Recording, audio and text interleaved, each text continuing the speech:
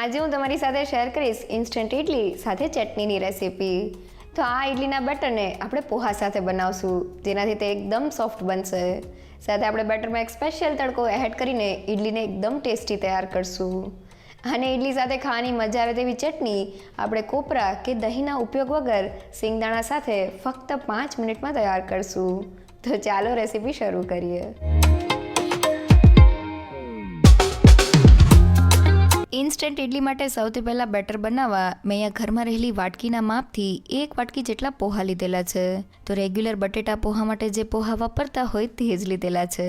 તેને મિક્સર જારમાં એડ કરીને સારી રીતે ગ્રાઇન્ડ કરી લઈએ.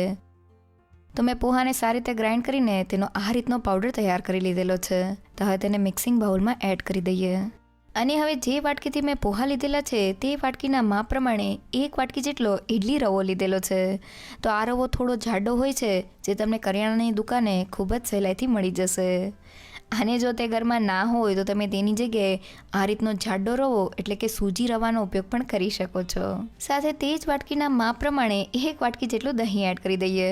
તો જેને એકદમ સહેલું માપ વાટકીના માપ પ્રમાણે આપણે 1 વાટકી પોહા, 1 વાટકી જેટલો રવો સાથે 1 વાટકી જેટલું દહીં લેવાનું છે.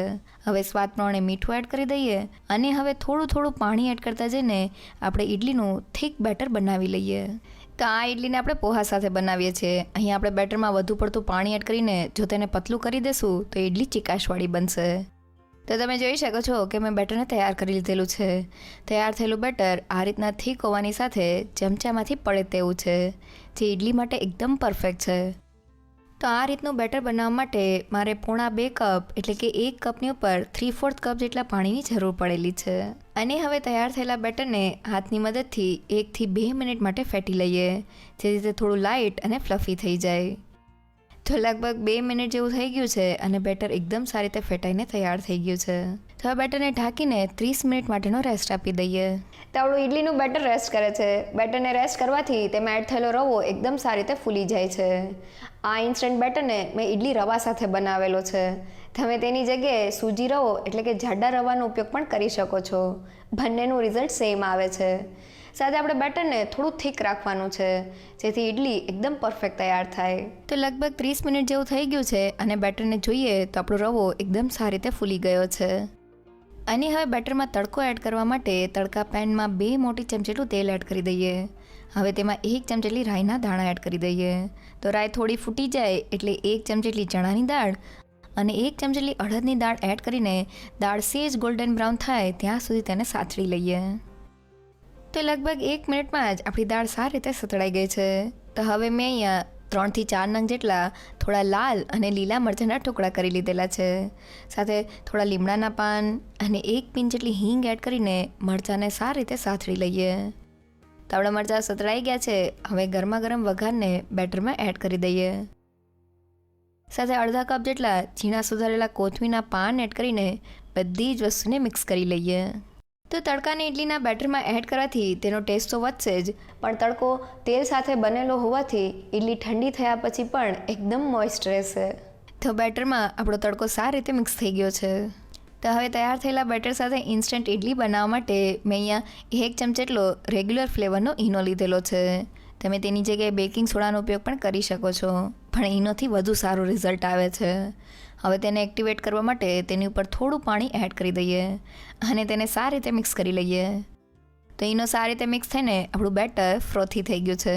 તો હવે ફટાફટ ઇડલી બનાવવા માટે મેં ઇડલી સ્ટેન્ડ રાખેલું છે. તમે તેની જગ્યાએ ઘરમાં રહેલી આ રીતની વાટકીનો ઉપયોગ પણ કરી શકો છો. હવે થોડા તેલથી ઇડલી સ્ટેન્ડને ગ્રીસ કરી લઈએ અને હવે ઇડલીના બેટરને તેમાં ભરી લઈએ. અને હવે ઇડલીને સ્ટીમ કરવા માટે મેં આ સ્ટીમરને 5 મિનિટ માટે ગરમ કરી લીધેલું છે. સ્ટીમરને ગરમ કરવાથી ઇડલી એકદમ ફૂલેલી બને છે. તો હવે તેનું ઢાંકણ ખોલી લઈએ અને ઇડલી સ્ટેન્ડને તેમાં રાખી દઈએ.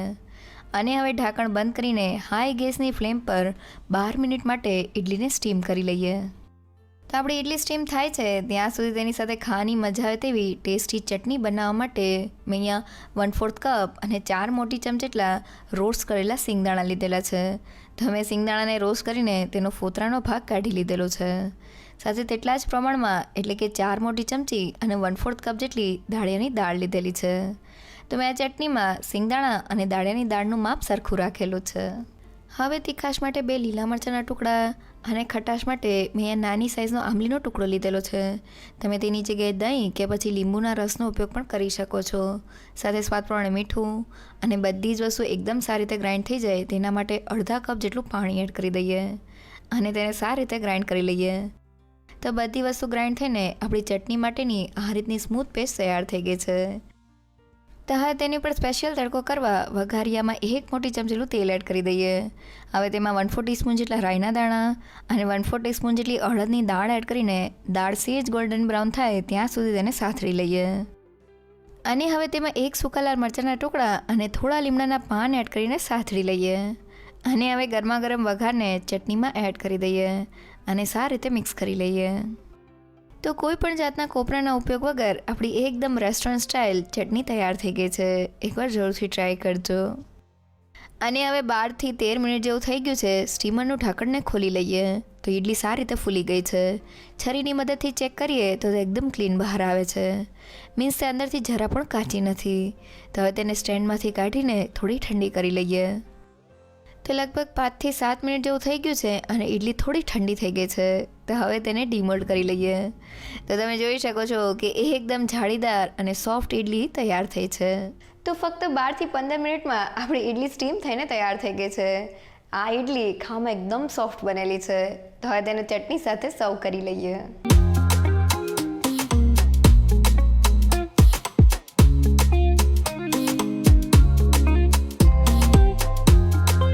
સવાર કે પછી સાંજના નાસ્તામાં એકવાર આ ઇડલી અને ચટણીનો કોમ્બો ચોક્કસથી ટ્રાય કરવા જેવો છે.